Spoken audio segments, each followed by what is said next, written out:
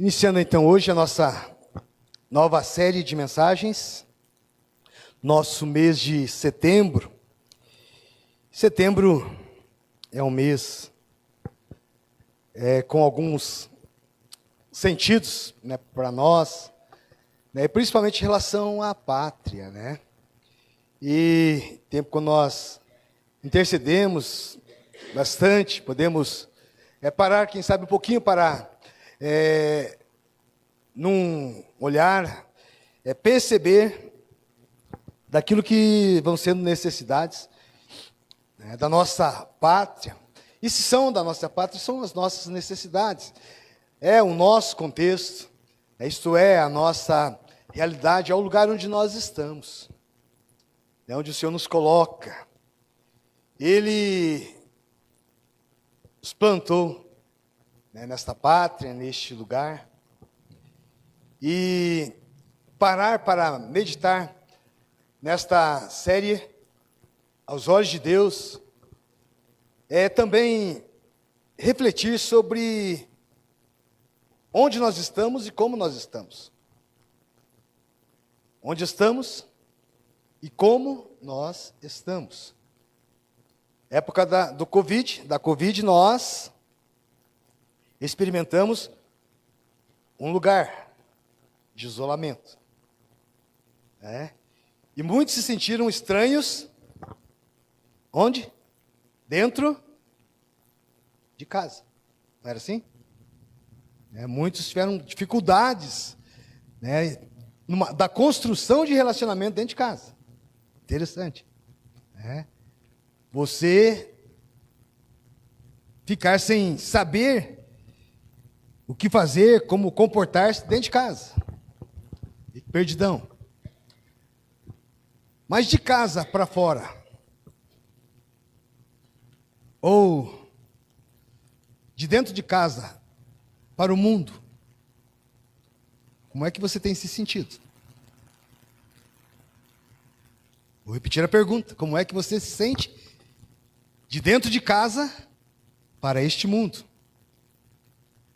Porque o Senhor não nos coloca assim, né? De dentro de casa, você tem o seu ambiente relacional, familiar, maravilha, bênção. De repente, você está lá fora. Como você se sente lá fora? Meditando sobre esse tema, comecei a lembrar dos refugiados, né? E tive muita proximidade assim com alguns deles, né, vindos da Síria, e conversar com eles nesse contexto, aqui no Brasil. Vê-los lutando pela vida aqui no Brasil, pela aceitação, pelo carinho, pelo cuidado, pelo contato, pelo fazer entender-se.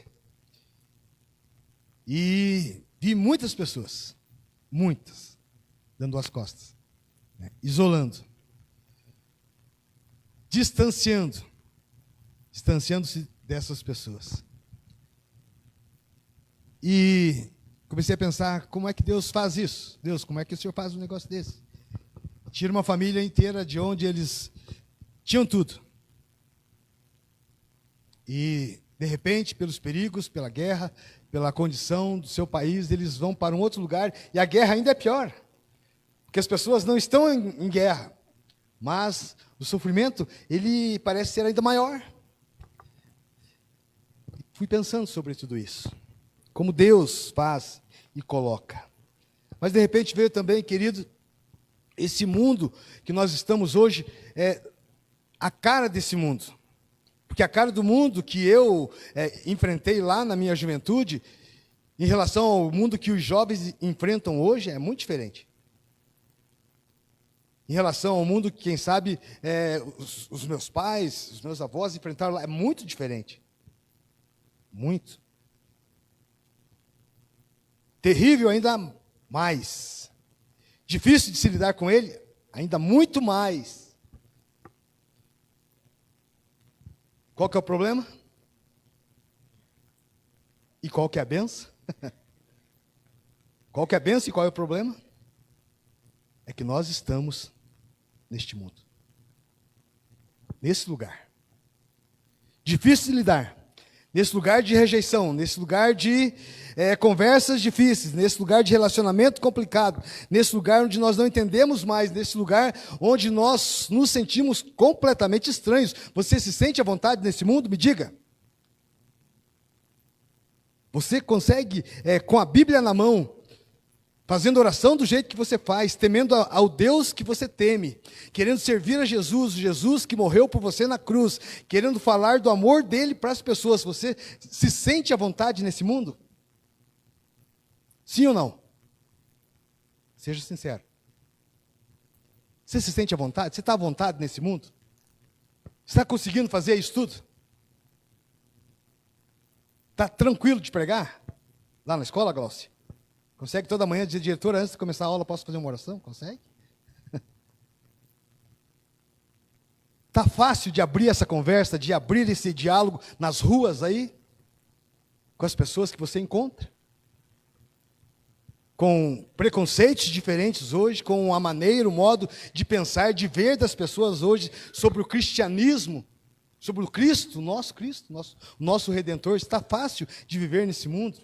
Será que nós não estamos vivendo também como refugiados aqui nesse mundo? Não traz para você assim essa sensação de ser um estranho nesse lugar? Nesse mundo? Porque eu comecei a ler alguns textos e eu comecei a me sentir assim. Um estranho nesse mundo. Não melhor que ninguém. Não. Por que eu estou te dizendo isso? Porque eu já estive mais à vontade nesse mundo. Eu já estive muito mais, bem mais à vontade nesse mundo. Tá? Quando os meus pais iam para a igreja a pé, e a gente de casa, meu pai era assim, de casa, não sei quem que ele puxou, mas ele era assim, de casa até a igreja, ele parava para falar com todo mundo, conversava com todos. Nós conseguíamos ter cultos embaixo de uma árvore no quintal de casa, onde os vizinhos ouviam os hinos e iam chegando, sem ser convidados. Onde a gente sabia quem era o vizinho. A gente conhecia o vizinho do lado, da frente. Eles queriam saber quem estava dentro da nossa casa, e nós quem estava dentro da casa deles. Ia para a escola a pé, tranquilo, sem medo, 7 anos, nas ruas, desabitadas, eram carreiros, não tinham tantas estradas, asfalto. Demorei a conhecer esse negócio. Primeiro eu conheci o piche, o antipó, até conhecer um asfalto. Mas era mais fácil viver lá. E hoje é mais difícil. É mais difícil. Com quantos anos você solta seu filho para ir para a escola sozinho?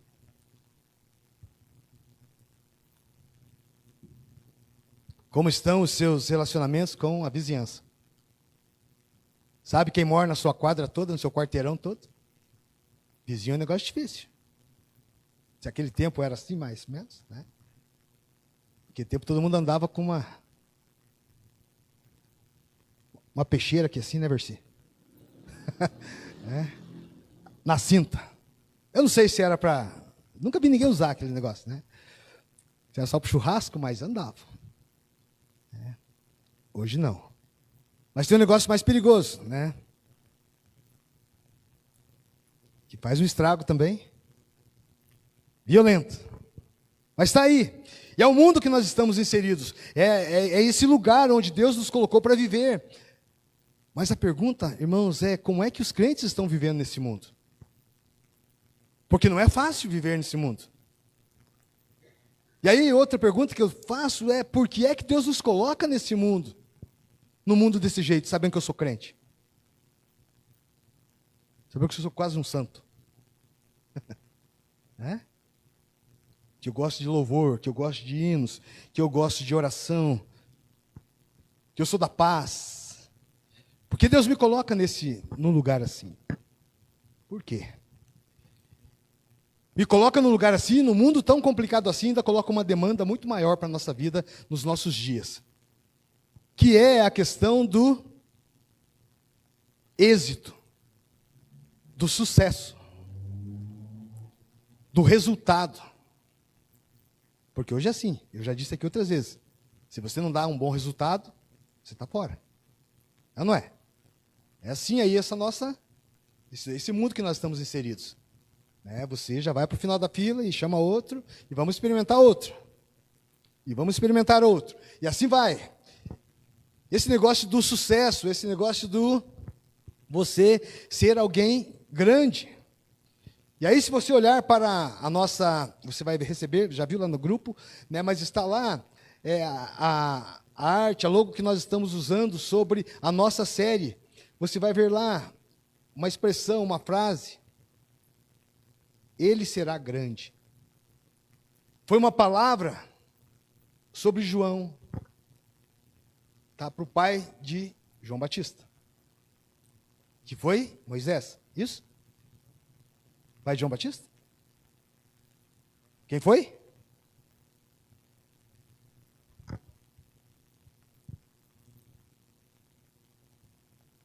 Essa era a mãe.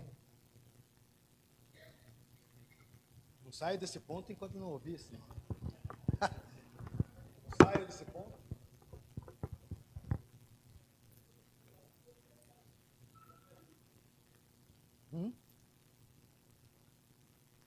Isso.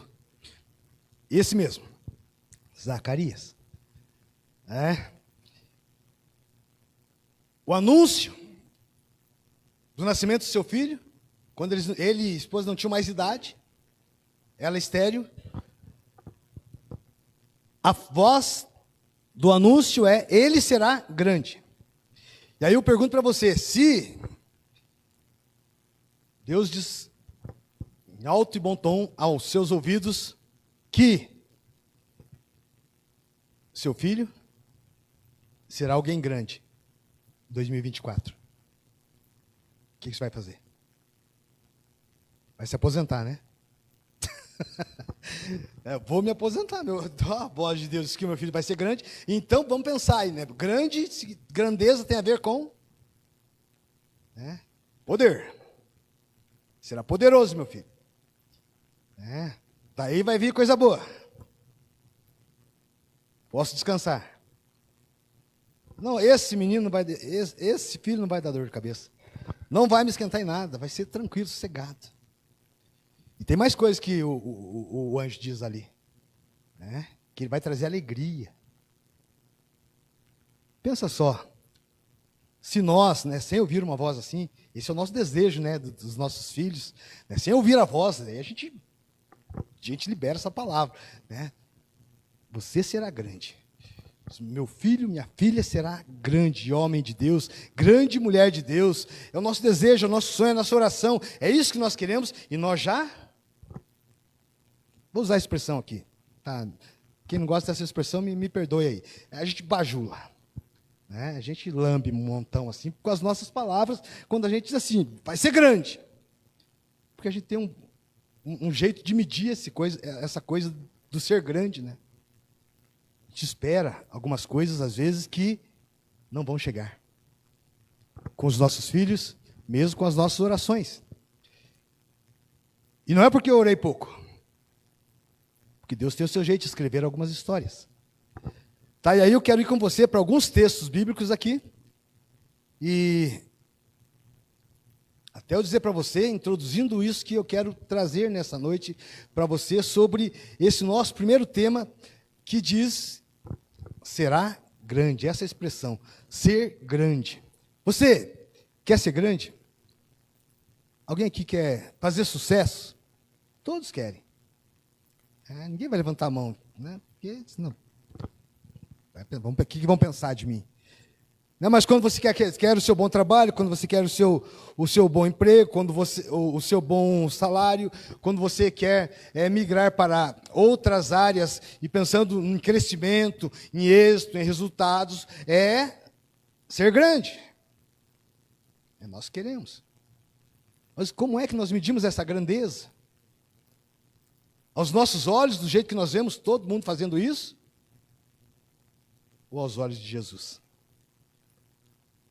Porque alguns aí fora têm um jeito de fazer isso.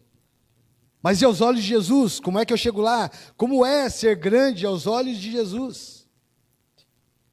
Esse que a Bíblia diz assim, que ele seria grande. Qual que foi a dele? Como é que ele viveu? Como as coisas aconteceram na vida desse que foi dito que ele seria grande? Tem alguém na Bíblia, além de Jesus, que você pode pensar que tem uma palavra dessa que vai ser grande? Tem algum outro anúncio? Não tem. Então ele é o segundo. Depois de Jesus é só ele. Que os pais recebem uma palavra assim, ele será grande. Ele será grande.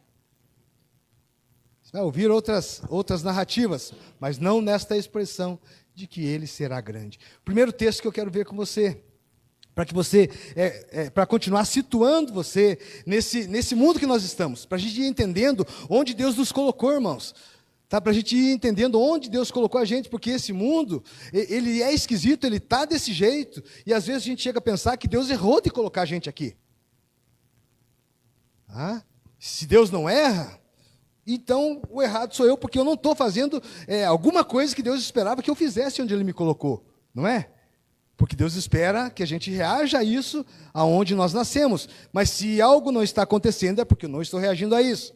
Então Jeremias capítulo 29, para a gente pensar um pouquinho sobre esse desafio de cultivar, vamos dizer assim, uma fé num lugar estranho, num lugar esquisito. Você diga, não, mas em Bituva não é esse lugar esquisito, mas esse mundo que nós estamos é esse lugar estranho, esse lugar esquisito, onde você não pode mais abrir tão tranquilamente sobre a sua fé. Não é tão fácil mais, como já foi. Enfrentar esse desafio para que você saia daqui nessa noite cultivando a fé nesse mundo que já dá para dizer assim, já está vivendo um pós-cristianismo quase, que, né, minha irmã professora Galossi? Quase que um pós-cristianismo, já deixamos o cristianismo para trás, e olha para a velocidade, olha para onde que o mundo está indo. Olha para quantas filosofias existem hoje. Se algum tempo atrás ali você dizia assim, existe Assembleia de Deus Presbiteriana Batista, daí ali está os espíritas, e ali está a congregação cristã, e ali está 5 ou 6. Olha quantas filosofias nós temos hoje. O leque disso, escancarado, para esse mundo que nós temos. E aí, como cultivar a fé nesse mundo, nesse lugar onde nós estamos, onde parece que o cristianismo está ficando para trás. Você está aí sentado, dizendo, eu sou crente, eu sou de Jesus, mas esse mundo está sinalizando para nós que nós estamos num lugar estranho de se viver. É difícil ser crente nesse lugar, nesse mundo que nós estamos. Jeremias capítulo 29, verso 21. Eu vou ler aqui alguns versos, você me acompanha aí. Uma carta aos cativos. São estas as palavras da carta que Jeremias, o profeta, enviou de Jerusalém ao resto dos anciãos do exílio. Galera que estava lá em refúgio. Como também aos sacerdotes, aos profetas e a todo o povo que Nabucodonosor havia transportado de Jerusalém para a Babilônia. Ou seja, ele levou um povo para lá, levou para a Babilônia. Depois que saíram o rei Jeconias e a rainha, os oficiais, os príncipes de Judá e Jerusalém, e os artífices e os ferreiros, veio pela mão de Elasa, filho de Zafã, e de Gemarias, filho de Ilquias, os quais Edequias, rei de Judá, tinha enviado à Babilônia, a Nabucodonosor, rei de Babilônia, dizendo: assim diz o Senhor dos exércitos, o Deus de Israel, a todos os que foram transportados, que eu fiz transportar de Jerusalém para a Babilônia. Aqueles que foram transportados, eu que fiz esse transporte, eu que levei eles para lá, eu que coloquei eles lá na Babilônia. A carta está dizendo isso, e assim diz o Senhor. E o Senhor disse assim para eles, para o povo dele, que ele mandou para lá, para aquele lugar estranho. Olha o que o Senhor disse: edificai casas e habitai nelas, plantai pomares e comei o seu fruto, tomai mulheres e gerai filhos e filhas, tomai mulheres para os vossos filhos e dai as vossas filhas a maridos, para que tenham filhos e filhas, multiplicai-vos ali e não vos diminuais. Procurai a paz e a prosperidade da cidade, para onde vos fiz transportar. Orai por ela ao Senhor, porque se ela prosperar, vós também prosperareis. Assim diz o Senhor dos exércitos, o Deus de Israel: não vos enganem os vossos profetas que estão no meio de vós, nem os vossos adivinhos, nem deis ouvidos aos vossos sonhos que sonhais. Eles vos profetizam falsamente em meu nome, não os enviei, diz o Senhor. Assim diz o Senhor: certamente que, passados 70 anos em Babilônia, atentarei para vós e cumprirei sobre vós a minha boa palavra, tornando-vos a trazer a este lugar. Pois eu sei os planos que tenho para vós, diz o Senhor, planos de paz e não de mal, para vos dar esperança e um futuro. Até aqui. Olha só o que o Senhor fez. Pegou o povo dele e transportou e levou para um lugar onde o povo seria cativo, onde o povo seria escravo, onde o povo viveria não por ele, mas por um outro povo. Mas o que o Senhor está dizendo? Vocês vão para lá, vocês não vão ficar na de vocês, vocês vão se misturar. E na mistura, aquele lugar vai prosperar. E vocês também. Vocês também vão prosperar. Era para o povo ir, misturar-se e ser uma bênção. E esse povo vai para lá, para aquele lugar. Esse povo está à mercê daquilo que Deus quer fazer. Por que é que eu trouxe esse texto aqui, queridos? Porque parece que às vezes nós nos encontramos meio que numa curva, ou Deus faz algumas curvas, alguns caminhos assim, que nós não entendemos e nos coloca em lugares onde às vezes nós não queremos estar ou não gostaríamos de estar. Quem sabe esse mundo que nós estamos inseridos hoje, seja esse lugar onde nós não gostaríamos de estar. Nós queríamos estar vivendo num lugar melhor, onde fosse total, livre para você adorar a Deus e pregar, e fosse todos abraçassem a mesma fé, o mesmo caminho, o mesmo Senhor, e você não precisasse viver momento a momento, dando testemunho, e falando e anunciando, que as pessoas soubessem disso, e vivessem para isso, sempre espalhando o amor de Deus. Mas não é assim. E aí o que é que Deus faz? Deus pega o povo dele e diz: é para lá que vocês vão, para espalhar o amor que eu tenho. Se são meu povo, vocês vão para lá. E aí, irmãos, quando eu penso que nós estamos nesse mundo e tem sido tão difícil viver, eu fico pensando se nós realmente estamos vivendo essa ótica do Senhor, quando Ele nos coloca no lugar esquisito. Porque estar no lugar esquisito é estar nesse lugar para ser bênção. Para ser bênção. E às vezes nós temos dificuldades nesses lugares. É para o povo ir lá e para o povo tomar mulheres, homens, darem-se em casamentos, multiplicarem-se naquele lugar. Vão e tomem. Escolham. Resolvam isso. Vivam isso. Mas acontece ao contrário. E muitas vezes é isso que acontece nos nossos contextos ou no nosso lugar onde nós estamos. Deus nos coloca em lugares de provação, em lugares difíceis, às vezes em famílias difíceis, num trabalho complicado, na universidade. num bairro, numa cidade. E o Senhor me coloca ali, por quê? Porque eu sou dele, declaradamente sou dele. Mas não demora muito para aquele lugar me tomar do Senhor, me arrancar do Senhor, me levar do Senhor. E eu já não faço mais aquilo que o Senhor gostaria que eu fizesse, e eu começo então a viver como aquele lugar. E eu já não percebo mais quem sou eu, já não sei quem eu sou. Nós vivemos hoje um ambiente, uma sociedade assim, de tanta mistura, não é, irmãos? Onde muitas vezes nós não sabemos mais quem nós somos. Onde nós barganhamos, negociamos valores rapidamente, tão facilmente. Nós nos esquecemos da soberania de Deus, da grandeza de Deus. Nós nos esquecemos daqueles que nós somos aqueles que o Senhor ensina a gente a lidar com o sofrimento. Nós não conseguimos mais lidar com o sofrimento, nós vamos para o campo do desespero, e muitas vezes para o campo da loucura, da exaustão, do cansaço, da medicação e do distanciamento de Deus. Nós damos as costas para Deus, nós nos esquecemos que somos aqueles que existem aqui, vivem nessa terra, mas para acolher um novo lar, um novo lugar onde nós vamos morar um dia. Nós precisamos acolher esse lugar aqui na terra, não é? O céu precisa ser acolhido aqui, onde nós estamos vivendo, nesse lugar. Nós nos esquecemos que nós precisamos resistir ao mal deste mundo, deste século onde nós estamos.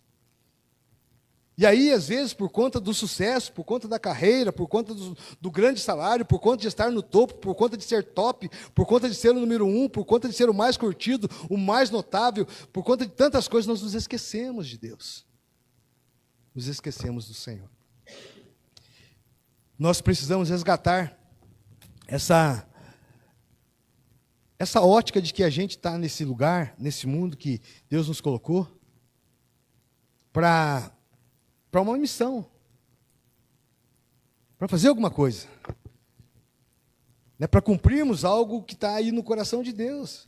Nós vivemos hoje aí a era, que era essa que nós vivemos, a era das redes sociais, não é? A gente vive essa era, essa fase aí. Mas quando você pensa a era das redes sociais, essa frase não pode ser uma coisa muito tranquila assim para o crente. Ela tem que chegar meio esquisita. Tem que fazer um eco aí no seu coração. Tem que olhar para isso com uma certa preocupação no seu coração. Por quê? Porque muitos nesse momento vão remar aí, vão navegar nesse marzão aí das redes sociais, preocupados em chegar onde gente que nunca pensou em adorar a Deus quer chegar. Gente que nunca pensou em temer a Deus quer chegar. E aí o que é que eles irão fazer para isso?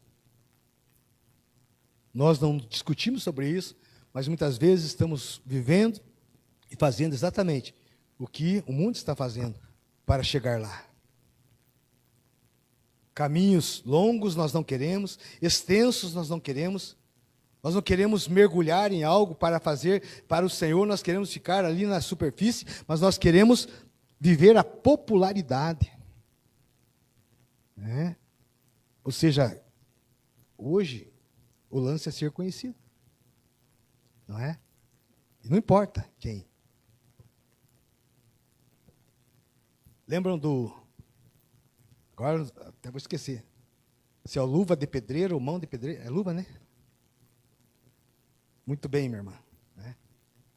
Oi, eu pensei que você fosse me ajudar nessa. Agora você o luva de pedreiro, luva, né? Olha aí. Que era um menino lá do sertão, não sei de onde, que de repente transformou-se em alguém notável pelas redes sociais. Mas onde está? Não sei. Como está? Eu também não sei, porque eu também ouvia muito. Não ouço mais. Mas o que é que estar, quem sabe, hoje, e eu não sei se é assim, tá? Entenda isso agora, não sei se é assim que ele está, mas o que é que ser esquecido pode estar gerando dentro dele? E quantos crentes entram nesse caminho, estão nesse mesmo caminho de notariedade, ser notado, ser visto. Mas, de repente, alguma coisa acontece e não quer viver mais. Quem tinha que nos enxergar, já enxergou, não é? Quem tinha que te ver e soprar aí, fazer ecoar nos seus ouvidos, você é meu filho amado, em quem eu tenho muito prazer, já viu você, já nos enxergou. Nós não precisamos recuar mais ou olhar para como as coisas estão e nos esquecer da cruz, de olhar para as situações e dizer isso está trazendo muita tristeza para o meu coração, porque eu pensei que eu fosse ser famoso. Eu achava que eu ia ser alguém famosa, alguém que estaria aí na boca do povo, no bom sentido da palavra. Todos estariam falando de mim. Mas aí a sociedade vai impactando a nossa vida, vai tocando a gente, e a gente vai se misturando, e a gente é mais um no meio daquele mundaréu de gente, andando atrás de ser bem visto, famoso, ganhar bastante dinheiro, crescer, não precisar trabalhar nunca mais, ficar de boas, sucesso. Sabe, você diz assim, pastor, mas tudo isso é pecado. Se você esquecer da missão que você tem nesse lugar que Deus te colocou, eu vou dizer para você que é. Porque nós somos colocados nesse mundo, nessa sociedade, aí onde a gente está hoje, se sentindo um peixe fora d'água, com a Bíblia na mão, né? Experimenta amanhã, ir com a Bíblia na mão aí, para o seu serviço. Chega lá amanhã. Alguém vai dizer assim, virou crente?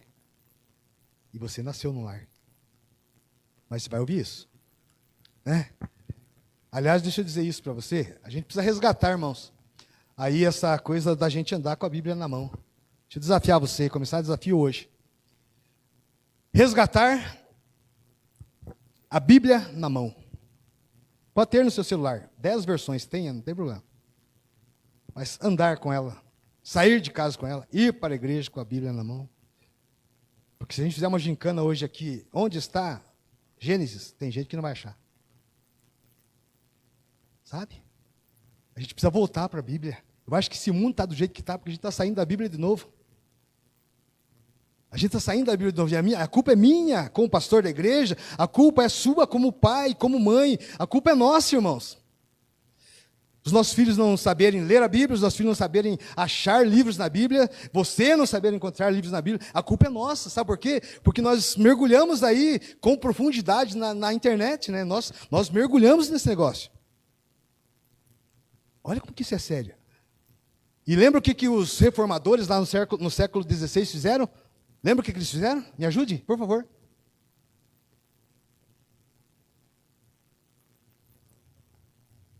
Vou terminar esse culto agora. Eles traduziram a Bíblia, eles colocaram a Bíblia na mão do povo, todo mundo tinha que ler a Bíblia do jeito que conseguisse, mas a Bíblia tinha que ser acessível, tinha que estar na mão de todo mundo, ou seja, eles colocaram a Bíblia na mão do povo, lembra disso? E quanta mudança, quanto avivamento, quanta transformação, quantas bênçãos para o nosso mundo. De lá para cá. Mas no século XX, o que nós fizemos? Nós tiramos a Bíblia do povo. Nós tiramos. A gente fica postando isso, aquele e outro. A gente faz um monte de coisa. Seus filhos gostavam mais de estudar lá na pandemia, gostavam mais do caderno na escola ou de estudar lá pelas aulas online? Então nós precisamos resgatar isso, voltar para a Bíblia, é um desafio para nós, para a igreja, para o povo de Deus hoje, é um desafio voltar para a Bíblia, ter novamente nas mãos a Bíblia, ler a Bíblia todo dia, gastar tempo com a palavra de Deus, para enfrentar as situações despreocupado, sabendo daquilo que o Senhor tem colocado na sua mente, no seu coração, não daquilo que o Senhor tem emprestado para o Google, mas daquilo que tem colocado no seu coração, na sua mente, todos os dias. Nós precisamos entender que nós estamos aí para uma obra que é aprovada por Deus. E que o Senhor, Ele sela isso com fogo. Porque Paulo vai dizer isso, que existem obras e obreiros provados no fogo. Então é algo a ser repartido, a ser levado de grande valor. Mas nós estamos aí nesse lugar tão difícil de se viver. A invasão vai acontecendo da nossa... Nós dizemos a invasão, está invadindo o nosso mundo.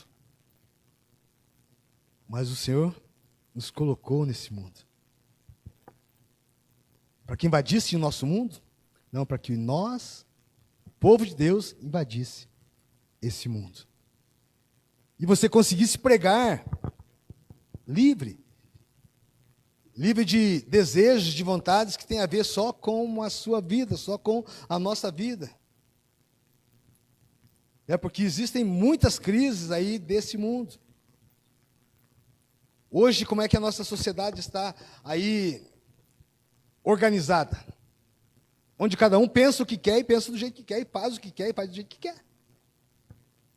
Assim que a nossa sociedade existe. Nós estamos nesse contexto, nós estamos vivendo aí nesse mundo, desse jeito, queridos, onde cada um vive aquilo que deseja viver. Faz aquilo que deseja fazer. Não se preocupa com nada. Em nenhum momento. A fé cristã hoje, ela é alvo de preconceito. Se você entra com um discurso cristão, com algo que você quer dizer, que você quer apresentar, as pessoas vão dizer, não, acho que agora esse não é o melhor momento, existe uma hora para isso, e a hora não é essa. Se você é alguém que vive com valores cristãos, esses valores cristãos, eles estão ameaçados. Estão ameaçados por quê? Por que estão ameaçados? Porque as pessoas estão aí nesse mundo, elas dizem assim, eu sou quem eu quero ser. Está tudo certo? Eu sou o que eu quero viver. Eu estou experimentando a vida porque eu quero ser feliz.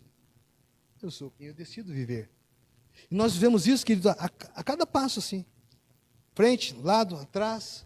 Por quê? Porque nós nos relacionamos, e o Senhor nos colocou aqui para esses relacionamentos, mas nós às vezes nos dizemos assim, isso está muito estranho para nós, mas essa estranheza para nós nos leva muitas vezes. Ela nos cala muitas vezes. E nós não conseguimos expressar que existe um projeto em construção, que existe algo que Deus está fazendo, que Deus quer levar pessoas para perto dEle.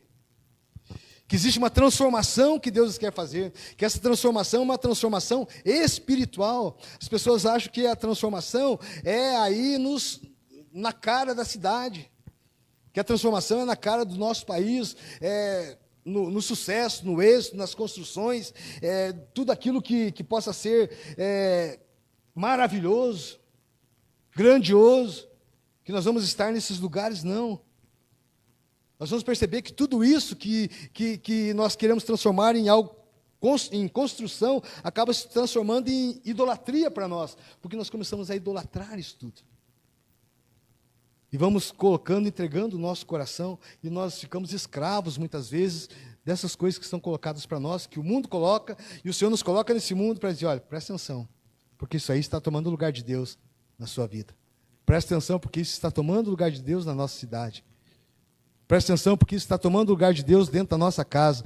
Mas nós não fazemos isso, nós nos escravizamos. Perceba que às vezes nós estamos ali colados, grudados, no meio de tantos ídolos, tantas coisas que tomaram o lugar de Deus na nossa vida, ao nosso redor, vivendo essa idolatria, escravizados, amarrados. E o que é que nós precisamos? Precisamos de novos hábitos. Nós precisamos, irmãos, de práticas espirituais. Práticas espirituais é coisa simples. É você voltar a orar mais, é você voltar a ler a Bíblia mais, é você voltar a ter amigos espirituais, amigos de oração. A ter um grupo pequeno com quem você se relacione, com quem você estude a palavra, com quem você batalhe para vencer essa idolatria, isso que o mundo coloca para sugar você, para ganhar você, para extrair você da presença de Deus.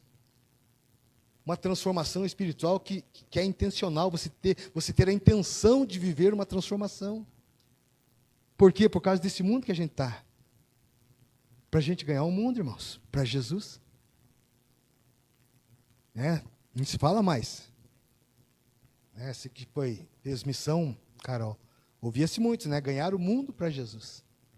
Almas para Jesus. Se eu pregar aqui sobre o fim do mundo, sobre o inferno, não sei quantos voltam no próximo domingo. Então não prego. É melhor deixar assim. Para você voltar.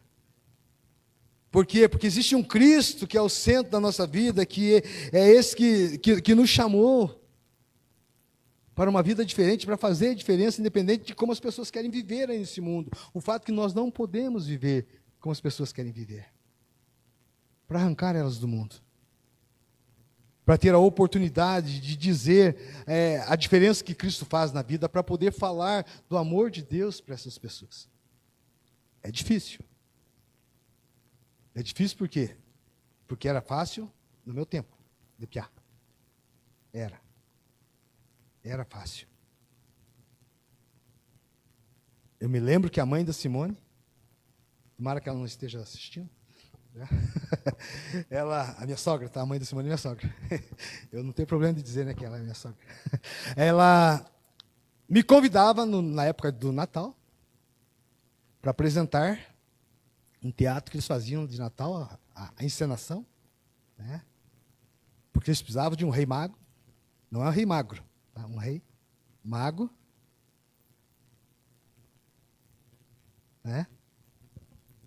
com essa cutis. Precisava de um rei diferente ali no meio do povo, no meio do grupo. Aí não tinha, eu me chamava. Teve prejuízo, porque fui lá e não saí sozinho. Mas era uma oportunidade. Eu via, nossa, esse povo fazendo isso, considerando a religião, a origem, os objetos de adoração deles, considerando tudo isso, eu pensava, legal fazendo isso. Mas havia um propósito.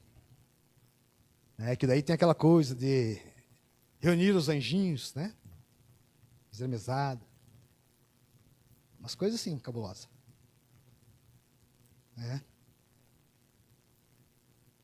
E nós estamos nesse mundo. Eu só precisava fazer aquilo naquela época. Mas hoje a gente precisa fugir de muita coisa. E é fugir mesmo, querido. É escapar mesmo. É abrir os olhos para você não cair, para você estar atento às ciladas de Satanás para a sua vida.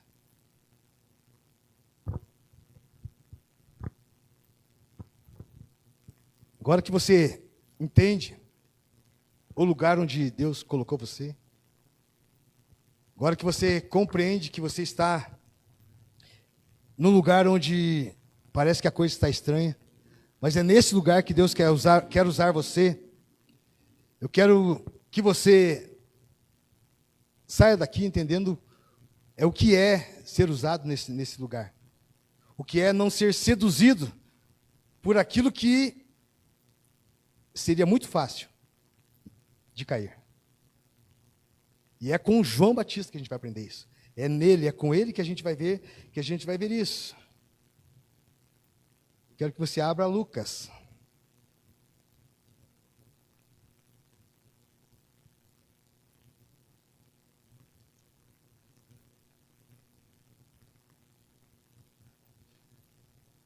Lucas, capítulo 1.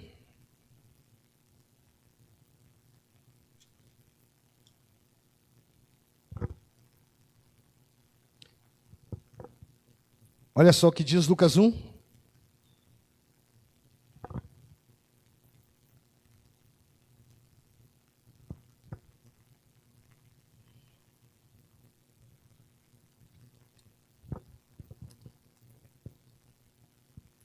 Verso 5. Existiu no tempo de Herodes, rei da Judéia, um sacerdote chamado Zacarias, da ordem de Abias. Sua mulher era das filhas de Arão, e o seu nome era Isabel. Eram ambos justos perante Deus. Olha só. Eram ambos justos perante Deus. Que bênção. Que maravilha, né? Essa narrativa aqui, essa anotação, né, de Lucas para nós, do evangelista Lucas aqui. Que ambos justos perante Deus, andando sem repreensão em todos os mandamentos e preceitos do Senhor. Mas não tinham filhos, porque Isabel era estéril, sendo ambos avançados em idade. Exercendo ele o sacerdote diante de Deus, na ordem do seu turno, coube-lhe por sorte, segundo o costume sacerdotal, entrar no templo do Senhor para oferecer o incenso. Chegada a hora de oferecer o incenso, toda a multidão do povo estava fora orando. Então o anjo do Senhor lhe apareceu em pé à direita do altar do incenso. Vendo-o, Zacarias perturbou-se, e o temor apoderou-se dele. Mas o anjo lhe disse: Zacarias, não temas, a tua oração foi ouvida. Isabel, a tua mulher, dará à luz um filho, e lhe porás o nome de João. Terás prazer e alegria, e muitos se alegrarão no seu nascimento. E agora a expressão: pois será grande diante do Senhor. Olha só. Será grande diante do Senhor. Avançados em idade, estéril, a impossibilidade visitava esse casal. Não era possível. Mas tinha uma oração. Uma oração que foi ouvida, que foi atendida. E tinha testemunho também na vida deles, porque diz assim que eles eram, ambos estavam de bem com Deus. Deus estava satisfeito com eles. E o anjo diz: a sua oração. Sabia o que ele estava orando, que ele estava conversando com Deus. As pessoas lá fora estavam orando também. Quem sabe as pessoas lá fora estavam orando também sobre isso. E eles são abençoados. Eu quero que você fique com essa expressão, que esse João seria alguém grande, uma celebridade. Mas lembra como essa celebridade se alimentava, por exemplo? Lembram? Pergunta de gincana no carnaval, né, Lucas? Gafanhotos e mel silvestre. Como que se vestia?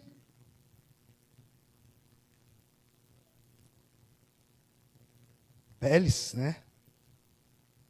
Assim. Esse homem, essa celebridade, vivendo assim. E aí, eu começo a pensar aqui que, quando a gente olha para João, né, que ele vai para o deserto, aí ele começa a pregar, o batismo dele é para o arrependimento, as pessoas vão para ele, as pessoas vão para ser batizadas, as pessoas começam a confundir ele, e começam a perguntar: você é o Cristo? Não é? Ó, tem alguém lá que está fazendo isso, isso, isso. Você é o Cristo? Você é Elias? Profeta? O que você é? Quem sabe hoje, né, se alguém me fala: você é o Cristo? Diz, ó, dá uma checada aí no Google, vai que sim, né? Dá uma olhada aí, vai que... Ah, mas você está fazendo muito sucesso, a tua vida está indo, tá assim, assim. Quem sabe João pudesse, se estivesse vivendo nos nossos dias, pudesse pensar: estou bombando aí na rede. Estou bombando. Porque está todo mundo vindo aqui para ser batizado por mim. Olha, tem uma palavra lá que seria grande. E realmente, acho que é isso mesmo, que essa palavra está se cumprindo, porque está todo mundo vindo para cá para ser batizado. Mas não, ele entendia uma coisa, que ele era aquele que iria preparar o caminho, e preparar o caminho é preparar também o coração, irmãos, das pessoas. E ele estava satisfeito com isso, tanto que ele tinha coragem de dizer para as pessoas: eu não sou esse que vocês estão dizendo que eu sou. Esse aí que vocês estão dizendo que eu sou, eu não sou digno nem de amarrar ou desatar as sandálias do pé dele. Eu não sou esse. Eu não sou. Ele não queria tomar, né, o lugar desse que veio para ser essa celebridade. né? E se a gente olhar por acessos aí da rede social, vai ser porque, segundo pesquisas, é o nome mais acessado das redes de Jesus. Mas, queridos, ser grande aos olhos do Senhor para João é algo diferente. João 1,19, você pode abrir aí.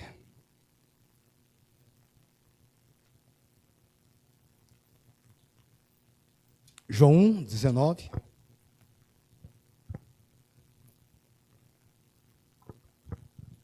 Diz assim: este foi o testemunho de João, quando os judeus mandaram de Jerusalém sacerdotes e levitas para lhe perguntarem: quem és tu? Ele confessou e não negou. Confessou: eu não sou o Cristo. Perguntaram-lhe então: quem és tu? És tu Elias? Ele disse: não sou. És tu o profeta? Ele respondeu: não. Finalmente lhe disseram: quem és tu?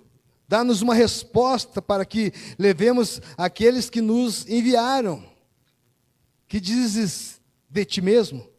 João respondeu com as palavras do profeta Isaías: eu sou a voz do que clama no deserto, endireitai o caminho do Senhor. Eu sou a voz do que clama no deserto. Endireitando, preparando o caminho, falando para o coração das pessoas, levando pessoas a um arrependimento, a entender, porque João entendeu o lugar onde Deus tinha colocado ele, o mundo que ele estava vivendo. E quem ele representava ali naquele lugar. E nós estamos vivendo nesse mundo, queridos, nós representamos, e nós vivemos, e nós somos esse braço do Senhor, esse que o Senhor quer usar, onde o Senhor nos colocou, profissionalmente, afetivamente. Nós somos esse que o Senhor quer usar. Quando esses homens perguntam para ele, ele diz: não, eu não sou Cristo, eu não sou Elias, eu não sou profeta. Quando ele diz assim: eu não sou Cristo, ele abriu mão aqui, queridos, de ser grande. Porque ele tinha chance de bombar assim, se ele dissesse: não precisa nem dizer que é, ele precisa dizer: você que está falando aí. Pega a visão. Mas não. Quando ele disse: eu não sou Elias, ele abriu mão de ser admirado. Você não admira Elias com aquela situação lá do orou e o céu deu chuva, orou e não choveu, aí foi lá, orou e desceu fogo do céu e matou um monte de gente? Quando ele disse: não sou Elias, ele abriu mão de ser admirado. Quando ele disse: eu não sou profeta, a influência estava nos profetas, queridos, os profetas eram influentes, ele abriu mão de ser influente, porque ele estava vivendo ser grande, mas não aos seus olhos. Porque ser grande, quem sabe, aos nossos olhos, é isso, queridos, é ser admirado, é ser influente, é ser grande, do jeito que nós vemos essa coisa da grandeza. Mas para João Batista não era assim. Para ele ser grande, era ser grande aos olhos de Jesus. Ser grande aos olhos dele era vencer aquela conversa toda que estava tendo lá, sobre quem ele era, sobre como as coisas estavam acontecendo. Assim que João viveu. Assim que ele viveu essa grandeza. Se você vai no capítulo 3 de João, o verso 26, foram a João e disseram: Rabi, aquele homem que estava contigo, além do Jordão, do qual deste testemunho, está batizando e todos vão ter com ele. João respondeu: o homem só pode receber o que lhe for dado do céu. Vós mesmos sois testemunhas de que vos disse: eu não sou o Cristo, mas sou o enviado adiante dele. Os discípulos de João, queridos, estavam preocupados aqui que a rede social de João começasse a decair aqui. Porque agora tinha um outro lá que estava chamando o povo, estava convertendo as pessoas, as pessoas estavam indo para um outro homem lá para serem batizadas, para ouvirem palavra. E aí os ajudantes dele aqui, os discípulos deles, assim: você fez um negócio que pisou na bola. Quando você falou daquele senhor lá, quando ele passou, e você disse, eis o Cordeiro de Deus que tira o pecado do mundo, jogou todo mundo para a rede social dele, foram tudo curtir ele. Passaram tudo para o lado dele, agora estão tudo lá. E olha como é que a gente vai ficar aqui agora. Agora o pessoal vai começar a deixar a gente sozinho aqui. E João disse, não estou... Oi? Bom, vamos cancelar a gente aqui, João. Olha o que se fez. Mas João não estava preocupado com isso. Uma pessoa só pode receber o que lhe é dado dos céus. Ou seja, que foi dado para Jesus. E Jesus poderia dar para as pessoas. Era o que João não poderia dar e ele sabia disso. Salvação. O que Jesus poderia colocar para as pessoas, ser para as pessoas. Salvador. Ele havia dito para os discípulos assim, eu já disse, vocês são testemunhas que eu não sou o Cristo. Então não me importa ter este lugar. Aí você vai lá para os versos 29 e 30, para a gente terminar. A noiva pertence ao noivo, o amigo do noivo que lhes assiste, espera e ouve. E alegra-se muito com a voz do noivo. Essa alegria é minha. E agora está completa. Ele estava esperando também o noivo. E agora ele estava alegre, estava feliz. E o verso 30, João é destruidor. João fecha a nossa conversa nessa noite aqui, dizendo assim, é necessário que ele cresça e que eu diminua. Será que está fácil para os crentes viverem isso que João disse aqui no verso 30, em 2024? Importa que ele cresça e eu diminua. Será que não tem discípulos de Jesus querendo ter mais acessos do que Jesus? Desculpa se eu estou indo muito por essa rede, por essa linha mas é mais, a gente consegue compreender, perceber mais essa coisa de onde as pessoas querem chegar hoje. Será que tem pessoas querendo ter mais nome, mais fama, mais sucesso do que Jesus? Mas a gente precisa entender como João e querer ser grande aos olhos de Jesus do jeito que João quis. João só quis reconhecer o seu lugar. Preparar o caminho, preparar o coração das pessoas, fazer a vontade do Senhor onde ele estava. Qual foi o fim de João? Me ajudem para terminar?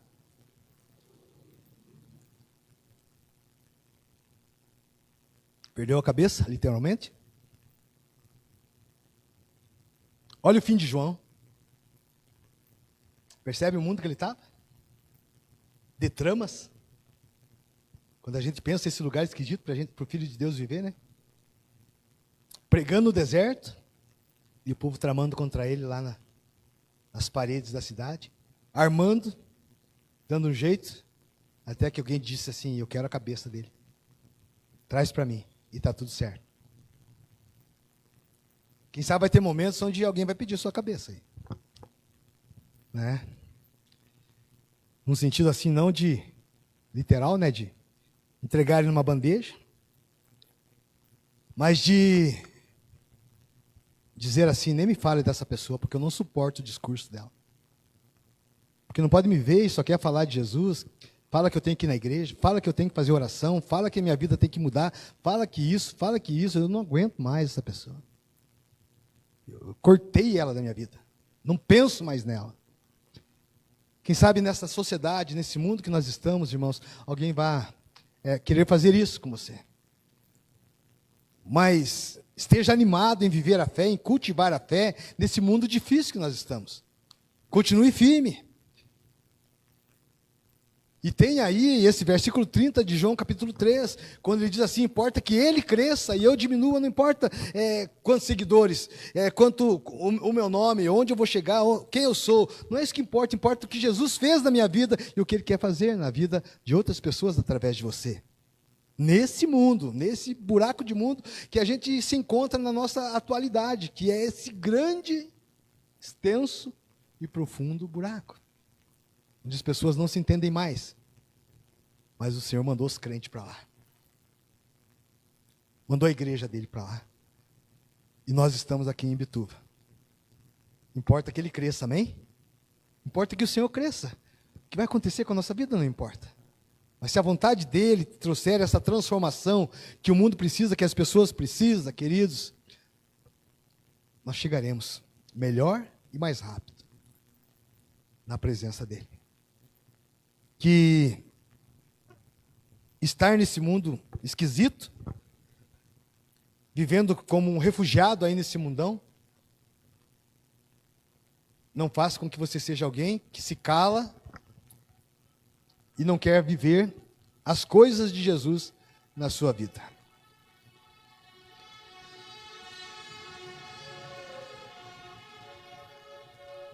Queira viver as coisas de Jesus na sua vida.